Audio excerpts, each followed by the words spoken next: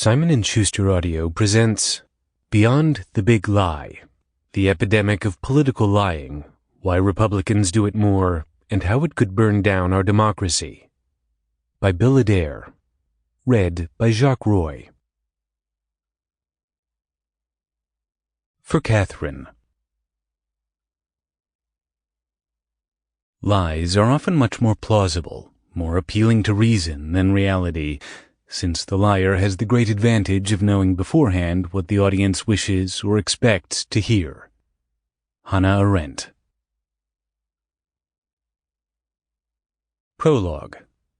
My Lie to Brian from Michigan. Under the glare of the lights in the C-SPAN studio, I lied about lying. I was there for a live interview on Washington Journal, the sober morning show on the Public Affairs Network. The program was an oasis of calm in the daily shout-fest of political television, a place where I could explain Politifact, the fact-checking site I edited, and our latest work on the 2012 presidential campaign. I appeared frequently on radio and television back then because producers liked Politifact's mix of substance and pizzazz. We researched factual claims by politicians and political groups and rated their accuracy. I was on CNN, MSNBC, and ABC so often that I occasionally got recognized. You're the Truthometer guy.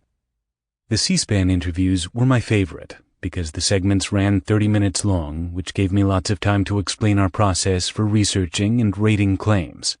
And C-SPAN shows were always unpredictable because I got to take live questions from the audience at home. On this day, the first was Richard from New York on the Republican line. He asked a convoluted question about Ron Paul's military contributions, the delegate count, and how some guy with a prosthetic hip had been thrown to the ground during a Louisiana GOP convention.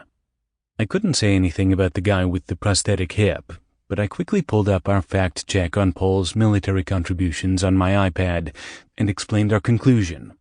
Yes, Paul had the most contributions.